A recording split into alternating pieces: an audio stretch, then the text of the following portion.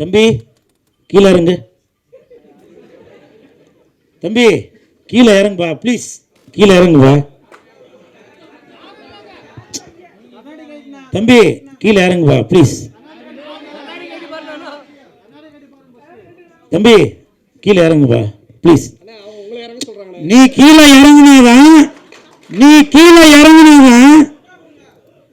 Files படத்துக்கு ticket உனக்கு ஃப்ரீயா தருவோம். தயவு செஞ்சு கீழே இறங்க.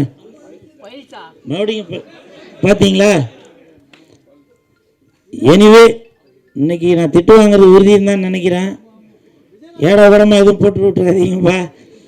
நான் எப்பவுமே விஜய் சாரோட ரசிகர் தான், சரிங்களா? அப்படி போடாதீங்கப்பா. நீங்கள் எதனா ஒன்று போட்டு விட்டுறீங்க. இன்ன வரைக்கும் இந்த கூலுன்னு பேர் வர்றதுக்கு காரணம் விஜய் சார் தான். அது நிறையா பேருக்கு தெரியுமா இல்லைன்னு தெரில. துல்லாத மனம் துள்ளுலேருந்து இந்த டாலர் தான் போட்டிருக்கேன்.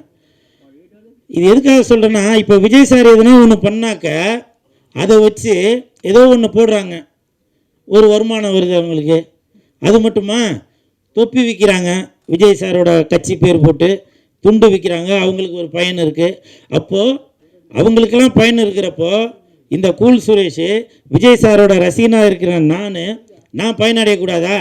விஜய் சார்னால இந்த பல்ஸ் இந்த பல்ஸ் படத்துக்கு விஜய் சார்னால ஒரு ப்ரொமோஷன் கிடைக்கக்கூடாதா? சொல்லுங்க. ஏதோ ஒன்று எழுதுங்க சார், ஏதோ ஒன்று எழுதுங்க. நான் அதை பற்றி எதுவுமே சொல்லலை. எந்த பிரச்சனை வந்தாலும் அதை சந்திக்கிறதுக்கு தயாரிப்பாளரும் ஜெயிலுக்கு போகிறதுக்கு நவீன் சாரும் ரெடியாக இருக்கிறாங்க.